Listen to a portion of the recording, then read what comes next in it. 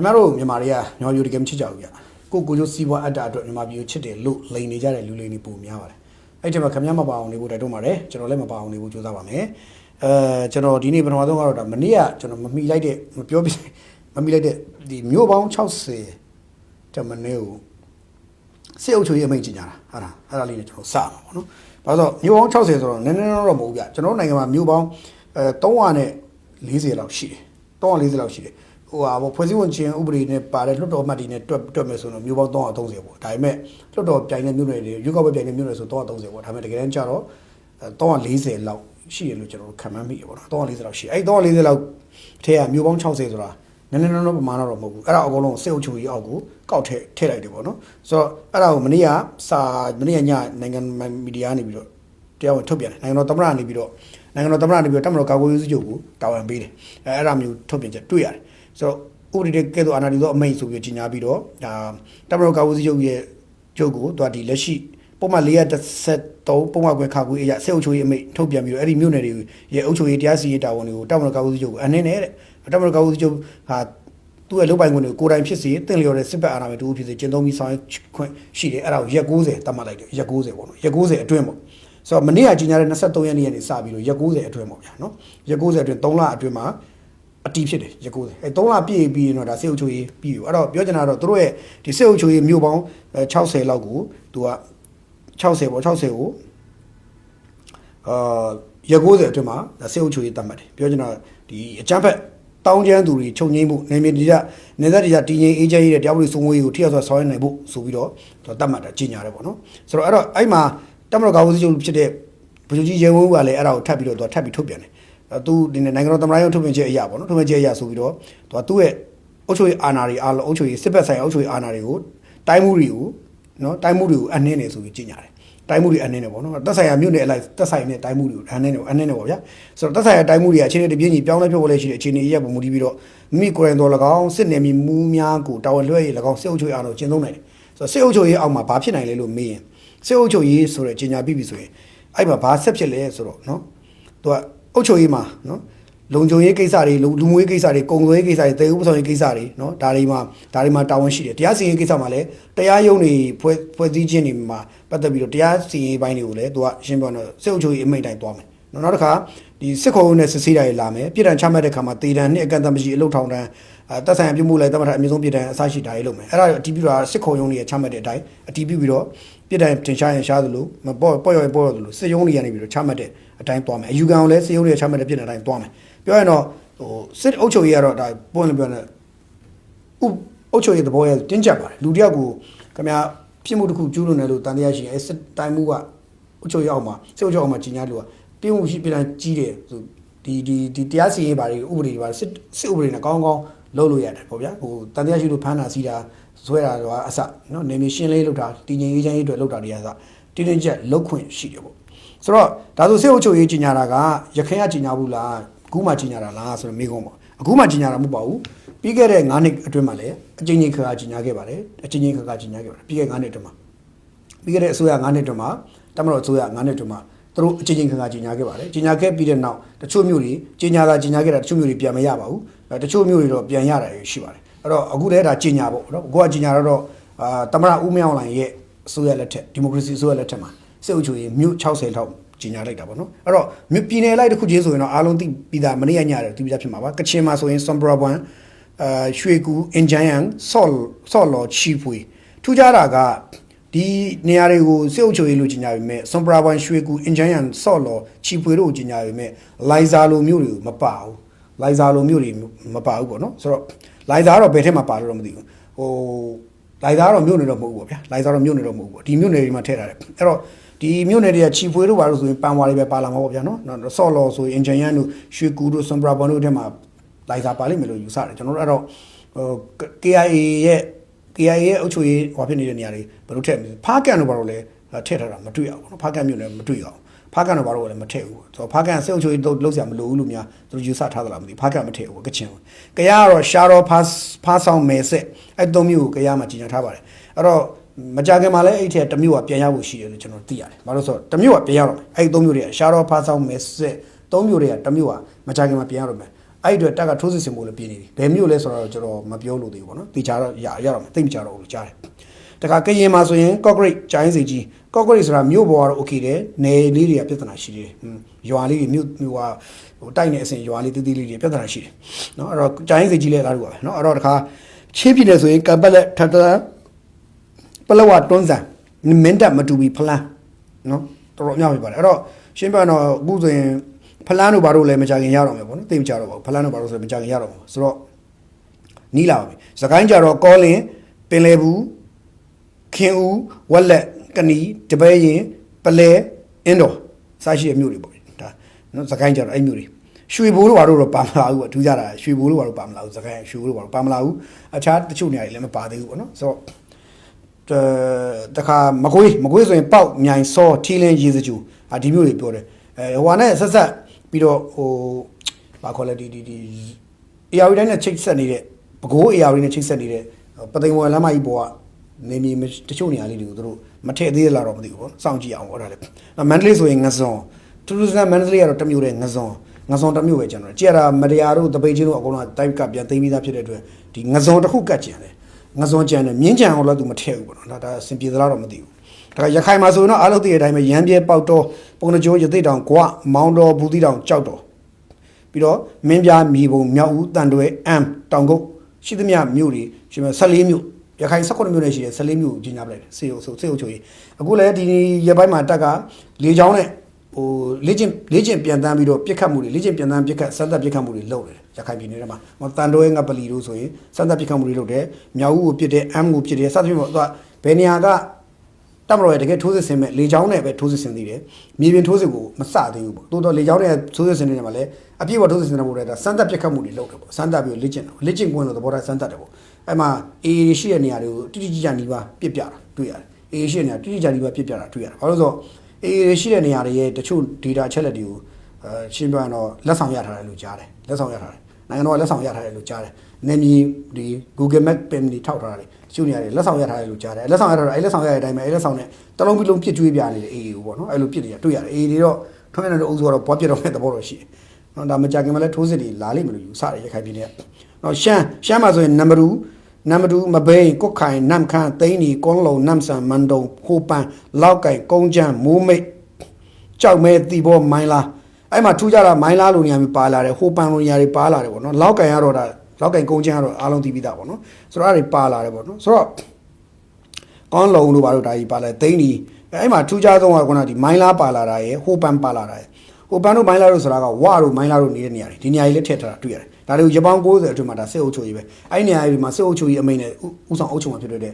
ဒီနေရာတွေရဲ့အခြေအနေတွေကတော့သိပြီးတော့ဟိုမျောလင့်ထားသလိုမျိုးသူတို့ကိုသူတို့ဟိုဘာဖြစ်လဲမထင်နဲ့တက်ကစစ်စင်ရေးနဲ့အားကြိုးမှန်တဲ့ဝန်နိုင်ကျရင်လည်းခံရနိုင်ချင်ရှိတယ်ဒါကတော့အဖြစ်သွားမယ်သဘောတော့ရှိတယ်ဘယ်လိုဆက်ဖြစ်မလဲကျွန်တော်တို့ကြည့်ရမယ်ဒီရက်90အတွင်းမှာတက်မတော်ကညီချိုင်းခေါ်မလားညီချိုင်းခေါ်လို့မလာရင်မောင်ခေါ်မလားဗျာမထူးလားဗျာမထူးရင်တော့အေးအောင်ကျော်လို့ခေါ်တဲ့ပေါ်ရောက်သွားနိုင်တယ်ပေါ့နော်အဲ့တော့ရှင်းပြောရင်တော့တချို့ကိစ္စတွေနည်းနည်းလေးပြဿနာရှိတယ်ဒါလေးစဉ်းစားဖို့ဗျာဒါတော့သက်ဆိုင်ရာတာဝန်ရှိသူရောပြပါပေါ့နော်ဒါစစ်အုပ်ချုပ်ရေးမျိုး60ဆိုတော့အဲ့တော့ခင်ဗျားတို့ကျွန်တော်တို့နေတဲ့နေရာတော့မပါဘူးပေါ့ဗျာ AC ပေါ့နော်အဲ့တော့တချို့တွေတော့ဂျီနီကတော့ live စစ်အုပ်ချုပ်ရေးဆိုတော့သိကြောက်စရာကောင်းပါတယ်တကယ်အပြည့်အဝကျင့်သုံးမဲ့သူသိကြောက်စရာကောင်းပါတယ်နော်အဲ့တော့သက်ဆိုင်ရာမြို့နယ်လူတွေလည်းစစ်အုပ်ချုပ်အောက်မှာမနေချင်းဘာလို့မလို့ဆိုတော့ဖြစ်နိုင်ငင်းချမ်းရေးယူ NC ရညောင်းမတက်လက်မှတ်ထိုးဒီလိုလုပ်တင်နေဗျနော်ဒါလေးတော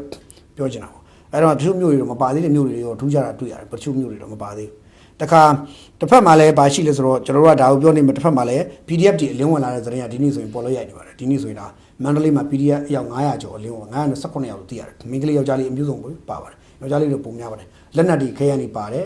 ဒီသူတို့ရဲ့နေရာ data ချက်လက်တွေပါတယ်သူတို့ပြီးတော့သူတို့မိဘတွေစီကိုအခုသူတို့ပြန်ပြီးတော့ up ပေးလိုက်ပြီလို့သိရတယ်အဲ့ဒီ PDF တွေရဲ့အလင်းဝင်လာတဲ့အချိန်မှာမိဘတွေစီကိုပြန် up ပေးတယ်လို့သိရတယ်ဒီနေ့မှာဆိုတော့ PDF အလင်းဝင်လာတဲ့ PDF တွေရဲ့ပြောစကားတွေအရဆိုရင်လည်းအားလုံးကသူတို့စိတ်ထဲမှာသူတို့နားလည်ထားတာအစောပိုင်းတော့ဒါသူတို့လည်းစစ်အာဏာရှင်ကိုတော်လှန်မယ်ဆိုတော့ယုံကြည်ခဲ့ကြတယ်တချို့ကတငယ်ချင်းနဲ့ရောင်ပါသွားတယ်တချို့ကြတော့တကယ်ယုံကြည်ချက်နဲ့တွားတယ်တချို့ကြတော့လည်းသူများရောင်လို့လိုက်ရောင်ပြီးတော့ဗျဘယ်လိုအဲ့လိုပါသွားကြပြီးတော့အဆွဲကောင်းလို့ပါသွားကြတာရှိတယ်အဲ့တော့ပါသွားပြီးတော့ဟိုလေးရောက်တော့တကယ်တမ်းနေလန်းငါလာလောက်လာတော့4-5နှစ်ကြာတဲ့အခါအဖြေထွက်လာတဲ့ခါကျတော့သူတို့မချီမကောင်းဆိုတာသိရတယ်ဥပမာဆိုကြတော့ PDF မာလေးတွေဆိုရင်အဲ့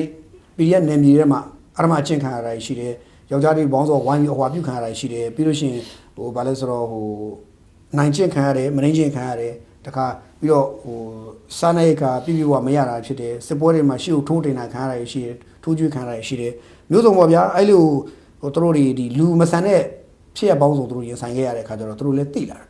ပြီးတော့အပေါ်မှာရှိတဲ့ထိပ်ပိုင်း NUG ရဲ့ပတ်သက်တဲ့သူတွေကဒါလည်းအဆင်ပြေသွားပြီသူတို့အောက်ခြေမှာဒုက္ခရောက်ကြတဲ့ဟာတွေများတယ်နေစရာစားစရာကောင်းကောင်းမရှိဒုက္ခတွေခံပြီးတော့စစ်တပ်ကိုတိုက်ဟေးဆိုတော့လေနေလာငါတာတကယ်မတိုက်တော်လိုင်းရေးဆိုခေါင်းစဉ်တက်ပြီးတော့လှုပ်ရှားတာများအဲ့ခါကျတော့နောက်ဆုံးတော့သူတို့လည်းမတက်တာတဲ့အဆုံးကြတော့အချင်းချင်းမကောင်းဆိုပြီးတော့သူတို့လည်းစစ်တပ်နဲ့တိုက်တော့မလို့ခိုက်တော့မလို့ဟန်ဆောင်ပြီးတော့ခက်တီနဲ့ဒီဘက်မှာဆက်သွယ်ပြီးဝင်လာတယ်လို့တယ်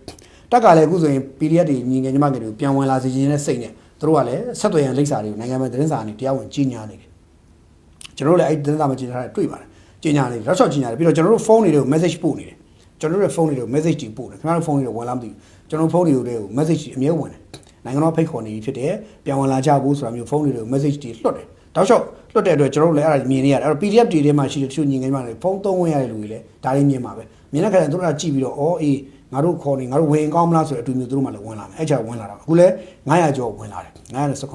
ဆိုတော့သူတို့တွေကအခုမှဝင်လာလားဆိုတော့မဟုတ်ဘူးလွန်ခဲ့တဲ့ရက်တွေကသူကဆက်သွယ်ပြီးတော့ဒီမန္တလေးနန်းတွင်းထဲကိုရောက်လာတယ်ဆက်သွယ်ပြီးတော့တစ်ဆင့်နဲ့ဆက်သွယ်ပြီးရောက်လာတယ်သူတို့မိတ်ဆွေရှေ့ကဝင်သွားတဲ့မိတ်ဆွေတွေကြည့်ပြီးအဆင်ပြေတာကိုမြင်တယ်အနေကင်းတာကိုမြင်တယ်ပြီးရင်မိဘတွေစီကိုကောင်းအောင်ပြန်ဝင်ရနေတာကိုမြင်တယ်မြင်တဲ့ခါကျတော့နောက်ကလူတွေကသိလာပြီသိတဲ့ခါကျတော့သူတို့ရှေ့ကလူတွေမိတယ်တကယ်ချင်းနေဘယ်လိုနေလဲအကောင်းတယ်အကောင်းလို့ဆိုပြန်ဝင်အဲ့လိုဒါမျိုးတွေကအခုမှလာဆိုတော့1988ရေးခင်းပြီးတဲ့နောက်ဒီပါချောင်းတို့ဘာလို့မဖြစ်သွားတဲ့အချိန်မှာလဲပါချောင်းတို့ဘာလို့ထွက်သွားကြတဲ့အထိတောခိုကြတဲ့လူတွေအများကြီးပဲ88ရေးခင်းပြီးမှာတောခိုကြတဲ့လူအများအဲ့တောခိုကြတဲ့လူတွေဒီလိုပထမတစ်တုပ်ဒုတိယတုပ်ပြန်ဝင်လာကြတာပဲပြန်ဝင်လာကြပြီးတော့နိုင်ငံတော်ကကြိုးစိုးပဲအခမ်းအနားကြီးတွေနဲ့ကြာနာလုပ်ခဲ့ကြတဲ့မှတ်တမ်းတပ်ပုံတွေတမိုင်းတွေကအခုထိရှိနေသေးတယ်အဲ့တော့တစ်ချိန်မှာဒီလိုဝင်လာကြလိမ့်မယ်လို့ကျွန်တော်ပြောတယ်ဟိုအရင်ကလည်းပြောခဲ့တယ်တစ်ချိန်မှာသူတို့ဒီလိုပဲပြန်ဝင်လာလိမ့်မယ်တက်ကိုနိုင်အောင်တိုက်နေမှာမဟုတ်ဘူးဆိုတော့ကျွန်တော်ပြောခဲ့တယ်အခုတော့တကယ်လဲသူတို့ပြန်ဝင်လာကြပါပြီအခုဆို900ကျော်ဝင်လာဒီ900ကျော်လုံးကလည်းခုနပြောတဲ့ဒီရှေ့တုန်းကပါ1988တုန်းကတောခိုကြတဲ့အုပ်စုတွေနဲ့ထူးမချာနာဇလန်နေသူတို့ပုံဆိုးတဲ့ဇလန်နေရင်ဆိုင်ခဲ့ရပြီးတော့မှပြန်လာကြရတာဖြစ်တယ်ပေါ့နော်ဆိုတော့သူတို့ဒီမိဘရက်ထံပြောင်းလာတာကျွန်တော်တို့ဝမ်းသာတယ်အဲတချို့ညီငယ်တွေသဘောပေါက်လာတဲ့တွေသူဝမ်းလဲဝမ်းသာပါတယ်မနော်ဘာပြောဟို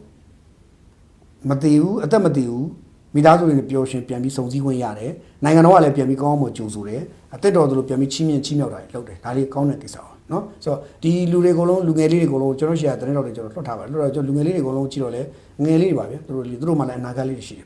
ကျွန်တော်ကပွင့်လိုက်ပြီအဲ့တော့လူငယ်တွေနဲ့ပတ်သက်လို့ရှိရင်ဟိုဖြစ်နိုင်ရင်တော့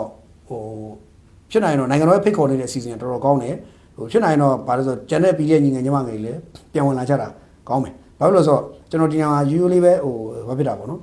ဟိုသက်ဆိုင်ရာအာဏာပိုင်ဖွဲ့စည်းတွေအနေနဲ့လည်းသူတို့ကဒီလူငယ်တွေရဲ့အသက်ကိုသူတို့ကတံမိုးထားကြတယ်တံမိုးထားတဲ့အတွက်လူငယ်တွေရဲ့အသက်ကိုတံမိုးထားတဲ့အတွက်သူတို့ပြန်ခေါ်တာနော်ကျွန်တော်တို့စစ်မြေပြင်မှာပြောတဲ့စကားတစ်ခုရှိတယ်ဒါဟိုအတိတ်သမိုင်းတွေလက်ထက်တော့သမိုင်းတွေတော့ပေါ့ဒီသမိုင်းတွေရှိတယ်ဘာလို့ဆိုတော့သူကပန်းတပွင့်ကိုခုဆွတ်လိုက်တာကအသက်ပြန်ပြီးပန်းတပွင့်ထပ်ထွက်လာနိုင်တယ်ဒါပေမဲ့လူငယ်တယောက်ကအသက်ကိုတတ်လိုက်တာကနောက်ထပ်လူငယ်တယောက်ပုံစံတူပြန်မွေးလာဖို့မလွယ်ဘူးအဲ့တော့ပန်းတပွင့်ကိုခုဆွတ်လိုက်တာအဲ့နောက်ထပ်ပန်းတပွင့်အဲ့နေမှာပြန်ထွက်လာတယ်အသီးခုဆွတ်လိုက်တာနောက်ထပ်အသီးတွေထပ်ထွက်လာနိုင်တယ်ပူးပွင့်ဝေစာထပ်ထွက်လာနိုင်တယ်ရွက်တွေပြန်ဝေနိုင်တယ်ဒါပေမဲ့လူငယ်တယောက်ရဲ့အသက်ကိုတတ်လိုက်မိရင်တော့အဲ့လူငယ်နေရာမှာနောက်ထပ်အဲ့ပုံစံတူလူငယ်တယောက်ပြန်မွေးဖွားလာဖို့ဆိုတာမဖြစ်နိုင်ဘူးလူတယောက်ရဲ့အသက်အဲ့လောက်ထိဈေးမပေါ်တင်ဘူးဟင်းရွက်ကစုံလို့ဈေးမပေါ်တင်ဘူးအခု NUG ရဲ့လောက်ရကြတော့ PDF တွေကိုအသက်တွေကိုဈေးပေါ်နဲ့ထိုးရောက်နေအဲ့တော့နောက်ဆုံးမှာ PDF တွေတေးကြကြတယ်အခုလူငယ်တွေပြန်ဝင်လာကြလို့ဆိုကျွန်တော်ဝမ်းသာလို့ပြောတာအဲ့တော့ဒီလူငယ်တွေအသက်တွေမသေးတော့တဲ့အတွက်ကျွန်တော်ပန်းပွင့်ပေါင်းများစွာပြန်ပြီးတော့ပွင့်လန်းလာတော့မယ်လို့ကျွန်တော်မြင်နေတယ်ဒါကိုကြည့်ပြီးတော့ဝမ်းလဲဝမ်းသာတယ်ဒါလေးကိုကျွန်တော်ထည့်ပြအဲ့တော့ညီငယ်ညီမငယ်တွေလည်းပြန်ဝင်လာကြတာကောင်းပါတယ်နော်အသက်တွေကအလကားရတာဘူးမှမဟုတ်မေးတွေဖေးတွေမွေးပေးထားတာရှင်းပြောရင်ဒူးညောင်းတယ်ခါးညောင်းတယ်ပြီးရင်ဗာလဲဆိုတော့ဟိုမဟုတ်ဘူးနော်ညောင်းကနေသွားရှာဖွေလောက်ကန်ကျူးမွေးရတော့တော်ရှာဖွေလောက်ကန်ကျူးမွေးရတာညောင်းပါတယ်သူတို့လည်းပင်ပန်းလာပါတယ်သားသမီးတယောက် PC ပေါက်စာလေးဦးဝဲဆိုဒီလက်ဖွားနေပြီးတော့တလောက်ကြီးတွေဖြစ်လာဖို့အတွက်မိဘတွေပင်ပန်းရှာဖွေကျူးဝေးထားတာအဲ့ဒီအသက်တွေကမိဘတွေပေးထားတဲ့အသက်ပါဟိုခင်ဗျားတို့ဒီညီငယ်ညီမငယ်လေးတွေကိုမမြင်ရခင်ကလေးကမိခင်ဘွားပိုက်ထဲမှာရှိကြရမိဘတွေကချစ်နေကြချစ်ခင်မြန်လို့ကြတာပါအဲ့တော့ဒီလိုချစ်ခင်မြန်လို့ကြတဲ့မိဘတွေမမြင်ရခင်တွေကချစ်ခင်မြန်လို့ကြတဲ့မိဘတွေကိုစွတ်လို့ပြီးတော့ဟိုးအဝေးရကိုအရွယ်ရောက်လာကမှကိုအတုံးချဖို့စူးစမ်းကြတဲ့ချစ်ပြကြတဲ့လူဒန်းစားကိုယုံကြည်ပြီးတော့သွားတဲ့လူငယ်တွေညီငယ်ညီမငယ်တွေအနေနဲ့တခြားစဉ်းစားဖို့လိုတယ်ကိုမိဘရင်ဝင်ပြန်လာတာပုံမကောင်းဘူးလားကိုတိုင်းပြည်ရင်ဝင်ပြန်လာတာပုံမကောင်းဘူးလားကိုတိုင်းပြည်ကိုကြောင့် ပြဿနာပေါင်းတောင်းချက်တော့မဖြစ်တော့ပဲတည်ငြိမ်ချမ်းသွားတာမကောင်းဘူးလားစစ်ပွဲတွေကြောင့်လူငယ်တွေမိသားစုတွေဘဝတွေဒုက္ခရောက်ကြတဲ့ဟာမျိုးတွေမဖြစ်တော့အောင်နေထိုင်ကြတာမကောင်းဘူးလားဆိုတော့ပဲကျွန်တော်ဒီလိုမေးချင်တာတော့ပြန်ဝင်လာကြတာဝမ်းသာတယ်အဲ့တော့မန္တလေးမှာလူ900ကျော်နောက်ထပ်လည်းဝင်ဖို့လူရှိတယ်မန္တလေးနားတွေမှာသတုပ်ပြီးတော့ရောက်နေလို့ကြားတယ်အများဆုံးတော့မန္တလေးမှာအများဆုံးဝင်ကြတာတွေ့ရတယ်ခြားနေရာတွေလည်းဝင်လာဆိုဝင်ပါတယ်ဒီယာရီမှာလည်းဝင်တယ်တောင်ကြီးမှာလည်းဝင်တယ်မုံရွာမှာလည်းဝင်တယ်ဟိုးဘက်ကကရင်ပြည်နယ်ထဲမှာလည်းတချို့နေရာလေးတွေဝင်တယ်မကွေးစကိုင်းဘက်ဒီမှာလည်းဝင်ကြတယ်နေရာဆုံးမှာကချင်ပြည်နယ်မှာလည်းဝင်လာလေးရှိပါတယ်အဲ့တော့နေရာဆုံးမှာဝင်နေကြဖြစ်တဲ့ဘာပြောကျိုးဆိုပါတယ်နော်နောက်တစ်ခုကမနေ့ပြန်ဆိုရင်နောက်တစ်ခုကမနေ့ပြန်ဆိုရင်သမရဦးမင်းအောင်လှိုင်နဲ့တရုတ်နိုင်ငံခြားရေးဝန်ကြီးဝမ်ယီတို့မနေ့ပြန်ဆိုရင်တွေ့ကြမယ်လို့သိရပါတယ်ဝမ်ယီမနေ့ပြန်ရောက်မယ်လို့ကြားပါတယ်ဒီနေ့ညတော့ရောက်နေလားတော့ကျွန်တော်မသိဘူးဒါပေမဲ့တေချာတော့မနေ့ပြန်တွေ့ကြဖို့ရှိလို့သိရပါတယ်အဲတော့မနေ့ပြန်ဝမ်ယီနဲ့တွေ့ပြီးတော့သူကဒီတရုတ်မြန်မာဆက်ဆံရေးကိစ္စကြီးစကားပြောကြပါလိမ့်မယ်နှစ်နိုင်ငံဒီတန်တမန်ဆက်ဆံရေးအားကောင်းနဲ့အလုပ်လုပ်ကြလိမ့်မယ်ပေါ့နော်ပြီးတော့ဝမ်ယီလာရင်လက်ဆောင်တွေပါတယ်အဲ့တော့မြန်မာအစိုးရအသစ်သမရအသစ်အတွက်ဒါဝမ်ယီတို့တည်လာမဲ့လက်ဆောင်ပါတယ်လည်းကျွန်တော်တို့မသိဘူးဒါကျွန်တော်တို့မသိနိုင်ဘူးသို့တော့နိုင်ငံတော်အတွက်ကောင်းခြင်းတွေလာတော့ကောင်းသောလာခြင်းတွေဖြစ်ဖို့ပဲကျွန်တော်တို့မျှော်လင့်ထားတယ်ဝမ်ယီအနေနဲ့ကောင်းသောလာခြင်းနဲ့လာပြီးတော့တိုင်းပြည်ရဲ့တိုင်းပြည်ကျွန်တော်တိုင်းပြည်ရဲ့ဖွံ့ဖြိုးတိုးတက်ရေးကိစ္စတွေမှာဝိုင်းဝန်းကူညီပေးခဲ့မယ်ဆိုရင်ကျွန်တော်တို့ဝမ်းသာတယ်တရုတ်နိုင်ငံကိုပွင့်လင်းပြောရင်ကျွန်တော်တို့ကိုကူညီတဲ့လက်တစုံဖြစ်နေပဲတရုတ်နိုင်ငံကိုထားခြင်းတယ်ကျွန်တော်တို့နိုင်ငံကိုလိုသလိုကြိုးရှုပ်တဲ့လက်တစုံဆိုရင်တော့အဲ့လက်ကိုကျွန်တော်ခုတ်ဖြတ်ပြရလိမ့်မယ်ရှင်းလေးပဲခုတ်ဖြတ်ရတဲ့တတိကျွန်တော်တို့မှရမွေးရမယ်အဲ့ကျွန်တော်တို့နိုင်ငံကူညီတဲ့လက်တစုံဖြစ်ဖို့ပဲကျွန်တော်တို့မျှော်လင့်တောင်းတတယ်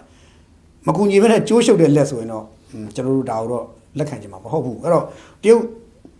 ်နိုင်ငံတိုင်းဝန်ကြီးဝမ်ကြီးဟာသမရဦးမြောင်လည်းနဲ့မနေ့ကတွေ့တဲ့အခါမှာသူကလည်းဒီနိုင်ငံချစ်ကြည်ရင်းနှီးမှုအကြောင်းတွေပြောကြပါလိမ့်မယ်မြန်မာဘက်ကလည်းကိုအကြောင်းတွေကိုပြောပါတယ်ဒါပေမဲ့နိုင်ငံတော်ရဲ့ထုတ်ပြန်ချက်တွေထဲမှာတော့နိုင်ငံတမန်ချစ်ကြည်ရင်းနှီးမှုတိစောက်ဖို့ပြီးတော့နိုင်ငံနယ်စပ်လုံခြုံရေးကိစ္စ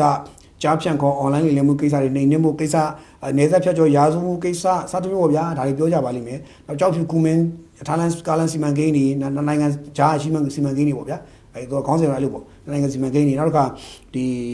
နိုင်ငံခြားမှာနောက်ထပ်လုပ်မဲ့ဒီစီမံကိန်းတွေပေါ့ ELS စီမံကိန်းလိုဟာမျိုးတွေဒါစသဖြင့်ပေါ့ဒါမျိုး project တွေနဲ့ပတ်သက်တာလေးပြောကြပါလိမ့်မယ်အကြမ်းမြင်ပြောပါလိမ့်မယ်ဒါပေမဲ့အတွင်းကြကြတွေကတော့ကျွန်တော်တို့ပြည်သူတွေမသိရသေးဘူးသိရမှာလည်းမဟုတ်ဘူးသိခွင့်လည်းရဖို့နည်းတယ်ဒါပေမဲ့သို့တော့ချင်းငွေတော့ပါလာလိမ့်မယ်ချင်းငွေတော့မဟုတ် grant တွေလုံးနေလေအများကြီးရှိလာလိမ့်မယ်ယူဆတယ်ပေါ့နော်ဆိုတော့ဘာလို့ဆိုတရုတ်ကကျွန်တော်တို့နိုင်ငံနဲ့ပတ်သက်အများကြီးလှုပ်ရှားရရှိနေတယ်ပြီးတော့လာမဲ့အခင်းချင်းဒီ9နှစ်အတွင်းမှာလည်းကျွန်တော်တို့နိုင်ငံကတရုတ်ရဲ့ဒီတရုတ်ကဟိုဘယ်လိုခေါ်မလဲဟန်ပန်နဲ့တရုတ် model နဲ့ကြီးပွားချမ်းသာမဲ့ပုံစံမျိုးဒါတရုတ် model နဲ့လာမဲ့ရင်းနှီးမြှုပ်နှံမှုတွေအများပြားမရနိုင်ချင်ရှိတယ်။ဘာလို့တရုတ်စီးပွားရေးရင်းနှီးမြှုပ်နှံမှုတွေအများကြီးဝင်လာဖို့ရှိတယ်လာမဲ့ခင်းချင်းမှာ။ဘာလို့ဒီလာမဲ့9နှစ်ကတရုတ်ရဲ့ဟိုပါပဲတရုတ်လက်တရုတ်ချီနဲ့အများကြီးထောင်တက်လာမယ်လို့မျှော်လင့်ချက်ရှိတယ်။သို့တော့ဘောတော့ကလက်တွေကကူညီတဲ့လက်တစုံဖြစ်ရင်တော့ကျွန်တော်တို့လည်းကြိုးဆိုတယ်။ကူညီလက်တစုံမဟုတ်ဘဲနဲ့ तू ကကြိုးရှုံမဲ့လက်ဆိုရင်ကျွန်တော်ပြဿနာရှိတယ်။အဲ့ဒါတော့နိုင်ငံတော်ကြီးကတွေလည်း तू ကထိန်းချောင်းတက်လိမ့်မယ်လို့ယူဆပါတယ်။နော်ဆိုတော့ဟိုတိုင်းပြည်အခင်းချင်းဘယ်လိုလာမှမသိဘူးပြီးတော့တစ်ဖက်မှာလည်းကိုကန်အုပ်စုကသူတို့စာထုတ်ထားတာကိုစာထုတ်ထားတဲ့စာကိုအတူကြီးပါလို့သူတို့ပြန်ညင်းပြီးတော့သူတို့ရဲ့သဘောထားကိုတွဲပြီးတော့ message ပေးထားပြီးပြီလို့ကျွန်တော်ကြားရတယ်သူတို့ရဲ့သဘောထားကို message ပေးပြီးသားဒါပေမဲ့သူတို့တစ်ဖက်မှာတော့ဒါအတူပါလို့ညင်းထုတ်ပေးရတဲ့သဘောမျိုးနဲ့ဒါအတူပါကွာလို့ပြောရဒါပေမဲ့သဘောထားတော့ပေးပြီးသွားပြီလို့သိရတယ်ဆိုတော့ကိုကန်နေလည်း MD အုပ်စုလည်းတဖြည်းဖြည်းဥကျိုးလာမယ်လို့ယူဆတယ်ပေါ့နော်ဘယ်တော့မှကျွန်တော်တို့ကိုနေရှမ်းမြောက်ဒေတာကိုလက်ထက်ကိုသေချာရောက်မလဲဆိုတော့ကျွန်တော်တို့စောင့်ကြည့်ရမှာပေါ့နော်ဆိုတော့ဝမ်ကြီးနဲ့မနက်ဖြန်ဦးမြောက်လည်းတွေ့တယ်သမရဦးမြောက်လည်းတွေ့တဲ့အခါတော့ကျွန်တော်တို့ဗာလေးဖြစ်မလဲမနက်ဖြန်ကျသူတို့ထုတ်ပြချက်ကိုကျွန်တော်တို့စောင့်ကြည့်ရမှာဖြစ်တယ်ပေါ့နော်အဲ့ဒါလေးကျွန်တော်ပြောချင်တယ်တစ်ဖက်မှာလည်းအမေရိကန်ကစာထုတ်တယ်ခင်ဗျားတို့ကျွန်တော်တို့ဒေါ်လာ10သန်းလောက်ထိရနိုင်တဲ့ project တွေစာထုတ်လာပါတယ်ဆိုတော့ကျွန်တော်လည်းအဲ့ဒါကြည့်ပြီးပြုံးစီတော့ဖြစ်မိတယ်ဗာလဲဆိုတော့သူကဒီတိုက်ချမ်းလို့ခေါ်တဲ့ဒီကျွန်တော်တို့မြန်မာဘက်ချမ်းမှာရှိတယ်ပေါ့ဗျာဟိုကြားဖြန့်ချန်လို့ပဲခေါ်မလားပေါ့ထိုင်ချန်ပေါ့နော်ထိုင်ချန်လို့ခေါ်ထိုင်ချန်လို့ခေါ်ပဲတီးနေဆိုတီရရတရုတ်လို့ဆိုထိုင်ပေါ့နော်ထိုင်ချန်ပေါ့ထိုင်ချန်လို့ခေါ်တဲ့ကြားဖြန့်ငွေလင်းတဲ့စခန်းထိုင်ချန်ပေါ့နော်အဲ့ဒါကြီးကဒီမြောက်ရီဘက်မှာရှိတယ်ပေါ့ဗျာကရင်ပြည်နယ်မြောက်ရီမှာရှိတယ်အဲ့ဒါကြီးကိုသတင်းပေးနိုင်ခဲ့ရင်အချက်လက်တွေပေးနိုင်ခဲ့ရင်စုချင်းဝင်ဒေါ်လာ10သန်းပေးမယ်ဆိုပြီးအမေရိကန်ကြီးညာတယ်ဗျဒီနေ့ကြီးညာလိုက်တယ်အဲ့တော့အမေရိကန်ရဲ့ Scam Center Strike Force ဆိုတဲ့အဖွဲ့အဲ့ဒီအဖွဲ့ကတပြီးတော့သူတို့ကိုကူညီတဲ့အနေနဲ့ဒီ Taiwan ကြားဖြန့် online ငွေလိမ်စကန်တွေမှာရှိတဲ့ငွေကြေးစစ်ဆေးမှုတွေကိုဖျက်တောက်နိုင်မဲ့သတင်းချက်လက်တွေကိုပေးမယ်ဆိုရင်ဒေါ်လာ10သန်းထိပေးပါမယ်ဆိုပြီးတော့သူကထပြီးကြီးညာလိုက်တယ်အဲ့တော့ Taiwan အမည်ရှိတဲ့ဒီ online ငွေလိမ်စကန်3ခုရှိပါတယ်အဲ့3ခုကကရင်ပြည်နယ်ထဲမှာကြောက်ခက်